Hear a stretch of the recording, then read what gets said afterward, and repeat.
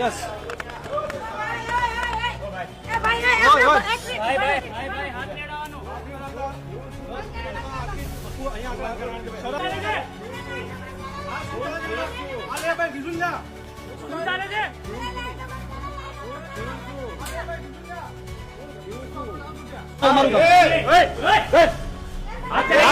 શરમજનક બાબત છે. આ શું ચાલે છે અહીંયા આગળ?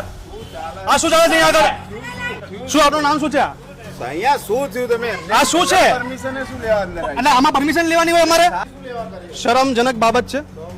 ખાટોડિયા વિસ્તાર મુખ્યમંત્રી ભૂપેન્દ્રભાઈ પટેલનો મત વિસ્તાર છે. આ વિસ્તાર છે ગૃહમંત્રી અમિત શાહ, કેન્દ્રીય ગૃહમંત્રી અમિત શાહનો મત વિસ્તાર.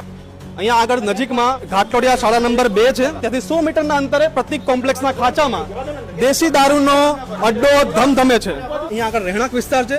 મહિલાઓ, નાના બાળકો બધાની અવર જવર છે. મુખ્યમંત્રી શ્રીને વિનંતી છે, તમારા વિસ્તારની અંદર જો આ રીતના દારૂના અડ્ડા ચાલતા હોય ને તો તમારા પદ પરથી રાજીનામું આપો. તમારા મત વિસ્તારમાં દારૂ વેચાતો હોય, તમે એ સંભાળી નથી શકતા તો આખું રાજ્ય કઈ રીતે સંભાળશો તમે? તમારા વિસ્તારની અંદર આ દારૂ વેચાય છે અને એક બે વ્યક્તિ હોય તો ઠીક છે, દ્રશ્યો બતાવીએ કે આખી મહેફિલ અહીંયા આગળ જામેલી છે. એવી તો કોની રહેમ નજર છે? એવું તો કોણ મદદ કરે છે આ બુટલેગરોને? અને પછી જીએસ મલિક કમિશનર શ્રી એમ કહે છે કે અમે અમદાવાદની અંદર ગુનાખોરી ઓછી કરી છે. ગુનાખોરી ઓછી નથી થઈ, ગુનેગારો સાથે હાથ મિલાવવામાં આવ્યા છે. ગુનાખોરી ઓછી બતાવવામાં આવી રહી છે, ઓછી થઈ નથી. હું તો એટલું જ કહીશ કે સૌથી પહેલાં તો ઘાટલોડિયાના પીઆઈ જગદીશ કંડોરિયા પોતાના પદ પરથી રાજીનામું આપે. તમારા વિસ્તારની અંદર મુખ્યમંત્રીના મત વિસ્તારની અંદર જો આટલું મોટું સ્ટેન્ડ ચાલતું હોય અને તમે કંઈ કરી નથી શકતા, તમે ડરો છો આ બુટલેગરોથી, તો તમારે આ પદ છોડવું જોઈએ.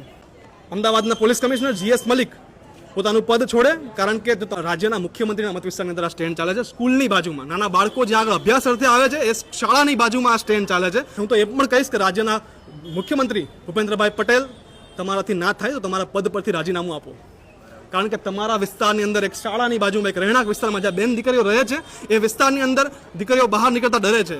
બુટલેગરનું નામ છે મંજુ ઠાકોર, શૈલેષ ઠાકોર, અને આ લોકો અહીંયા આગળ ખુલ્લે આમ, આ વ્યક્તિનું નામ શૈલેષ ઠાકોર છે, આ વ્યક્તિ દારૂનો અડ્ડો ચલાવે છે અને અમને ધમકી આપે છે કે તમે આ સ્ટેન્ડ ખોટું લીધું છે. અહીંયા આવીને એમનું કેવું એવું છે કે તમે અહીંયા આવીને ભૂલ કરી દીધી એટલે તમે આ સ્ટેન્ડ ખોટું લઈ લીધું. નહીં, એવું તમે શું કરી લેશો?